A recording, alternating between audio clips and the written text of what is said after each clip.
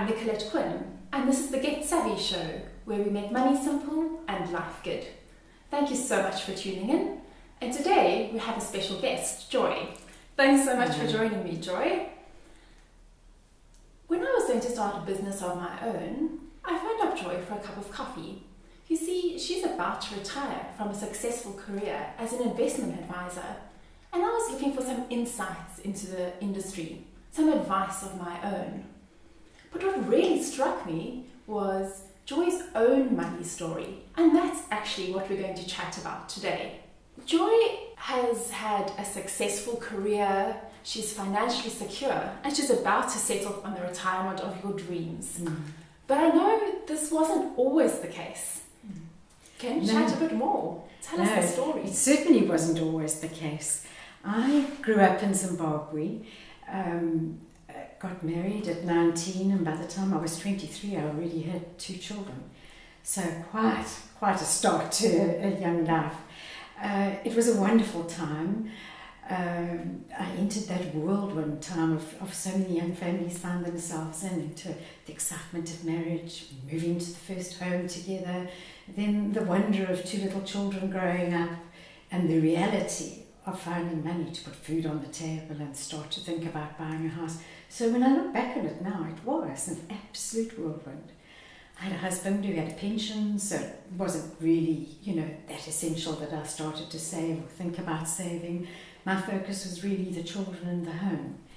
And so when I meet people who haven't even started to save and they're in their 30s, I do understand. It's often not easy in those whirlwind days, and it needs to be something that's brought to your attention.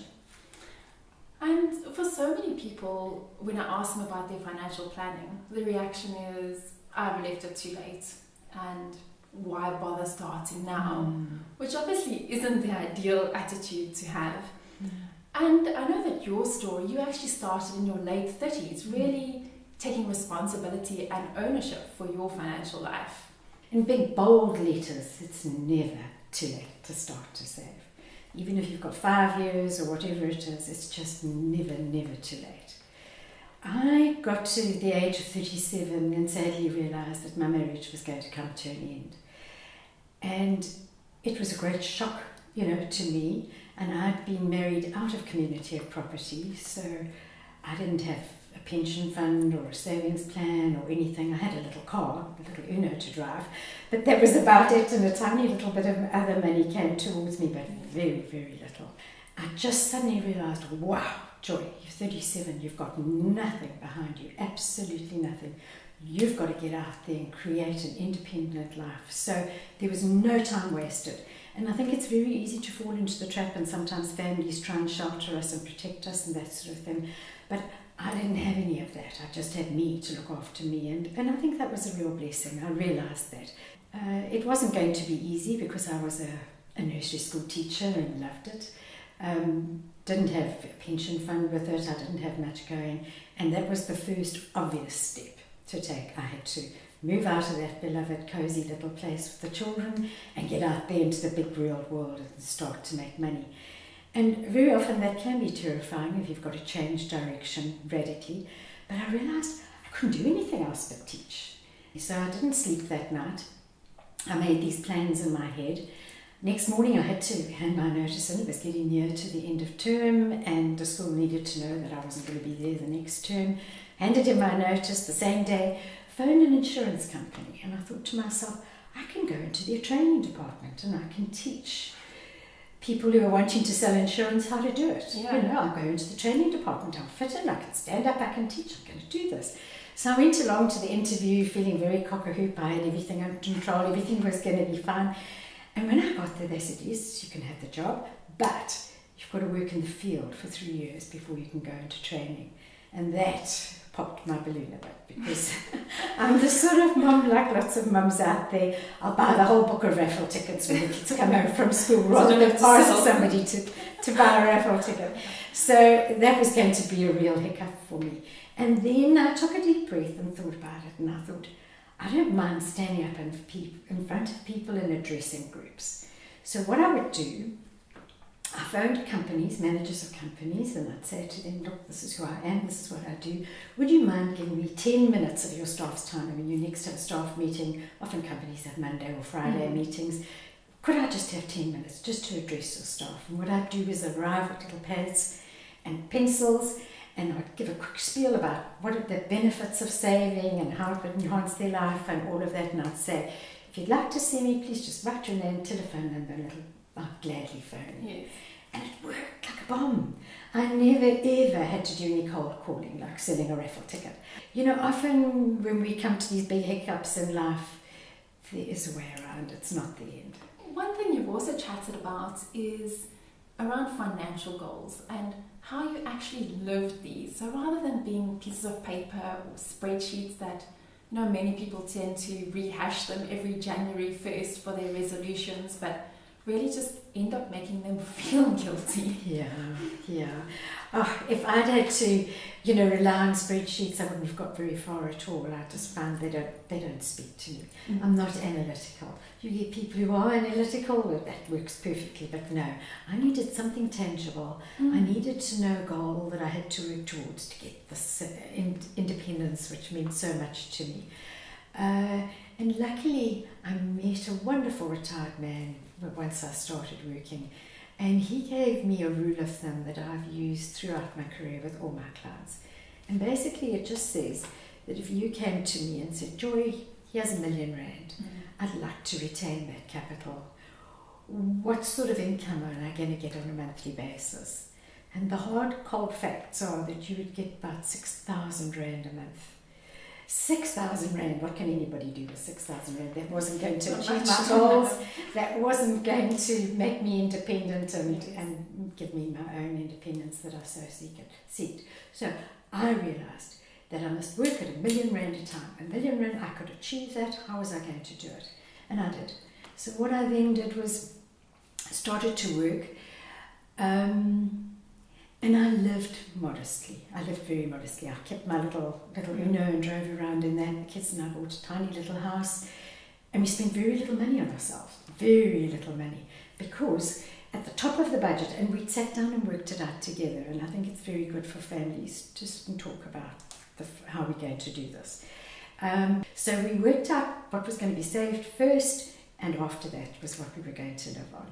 So it was tough. But it did work. What I really appreciate with the story is how you really just took ownership of things. Yeah. Rather than kind of sitting on the sidelines and being a victim. Yeah.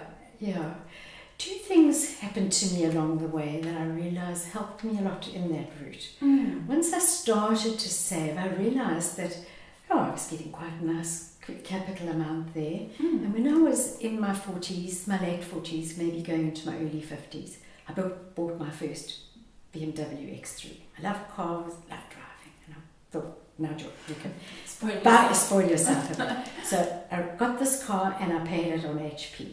I was paying 10,000 Rand a month, which was quite a lot of money in that time. And watching it, I could see that the capital just wasn't coming down. You know, the bank was taking its cut and there was nothing paying off this BMW. And so what I thought I'd do was take the money from my savings plan, pay it off cash, have no debt whatsoever, take that 10,000 and a bit more to make myself feel better, to put back into the savings. And that was added to the savings. Yes. And that was quite dramatic. It was quite dramatic because I could see the savings growing and I had no debt. And it really, really was a very big thing in my life not to have the debt. So the quicker we can get rid of debt, the better, although I had to take savings to do it.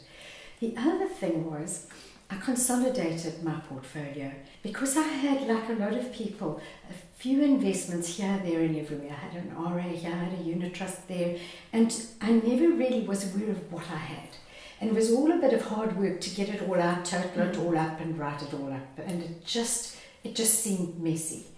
And so quite early on, I actually consolidated everything onto one platform, into very nice unit trust investments. Easy to keep flick track on the of. computer, whoops, that's how much I had. There was the saving that went in, this is the difference it's made. So it was exciting to see the money starting to grow. Now I've got one last question, and that's for the people out there who also haven't had the perfect start. What advice would you give looking back to the 37-year-old you? I would definitely realise that it's never too late to save, that you can start then, and you've got those 20 years ahead of you, which is a long time, and you can get to the end. It is achievable. Yes.